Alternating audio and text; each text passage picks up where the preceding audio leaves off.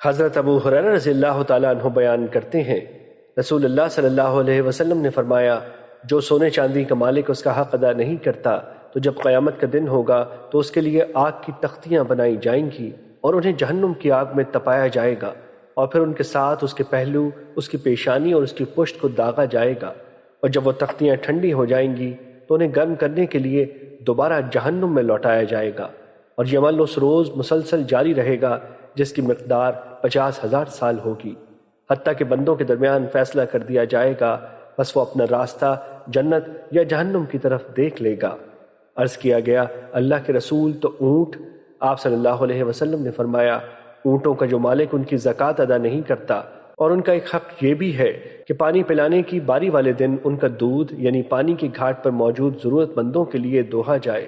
اور وہ یہ بھی نہ کرے تو جب قیامت کا دن ہوگا تو اس شخص کو ایک چٹیل میدان میں ان اونٹوں کے سامنے چہرے یا پشت کے بل گرا دیا جائے گا، اور یہ اونٹ پہلے سے زیادہ موٹے تازے ہوں گے، وہ ان میں سے ایک بچے کو بھی گم نہیں پائے گا، وہ اپنے کھروں سے اسے روندیں گے اور اپنے منہوں سے اسے کاٹیں گے، جب ان کا پہلا اونٹ گزر جائے گا تو اس پر ان کا آخری اونٹ پھر لوٹا دیا جائے گا، اور یہ سلسلہ اس دن جس کی مقدار 50,000 سال ہوگی جاری رہے گا،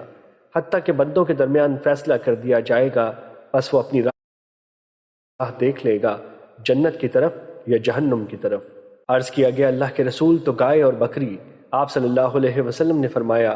گائے اور بکریوں کا جو مالک ان کا حق یعنی زکوٰۃ ادا نہیں کرتا تو جب قیامت کا دن ہوگا تو اسے ایک چٹیل میدان میں چہرے کے بل گرا دیا جائے گا، وہ ان میں سے کسی ایک کو بھی گم نہیں پائے گا، اور ان میں سے کوئی مڑے ہوئے سینگوں والی ہوگی نہ سینگ کے بغیر، اور نہ ہی کسی کے سینگ ٹوٹے ہوئے ہوں گے، یہ اپنے سینگوں سے اسے ماریں گی اور اپنے کھروں سے اسے روندیں گی، جب ان میں سے پہلی اس پر گزر جائے گی تو ان کی آخری پھر اس پر لوٹا دی جائے گی، اور یہ سلسلہ اس دن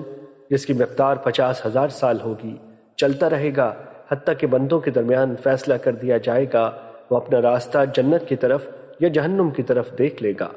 آپ سے عرض کیا گیا، اللہ کے رسول تو گھوڑے؟ آپ صلی اللہ علیہ وسلم نے فرمایا، گھوڑے 3 قسم کے ہیں،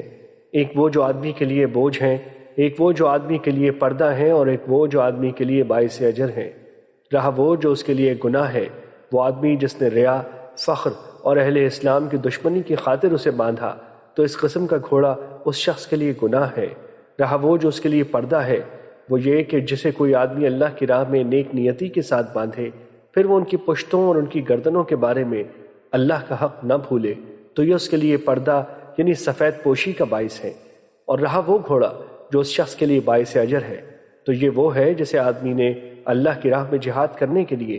اہل اسلام کی خاطر کسی چراہ گاہ یا کسی باغ میں باندھا، یہ گھوڑا اس چراہ گاہ یا اس باغ سے جو کچھ کھائے گا تو اس کی کھائی گئی چیز کی مقدار کے برابر اس کے لیے نیکیاں لکھی جائیں گی، اور اگر وہ رسی توڑوا کر 1 یا 2 ٹیلوں پر چڑھتا اور کودتا ہے اور وہ اس دوران جتنے قدم چلتا ہے اور جس قدر لید کرتا ہے تو ان کی تعداد کے مطابق اس شخص کے لیے نیکیاں لکھی جاتی ہیں، اور اگر اس کا مالک اسے کسی نہر سے لے کر گزرے اور وہ اس سے پانی پی لے،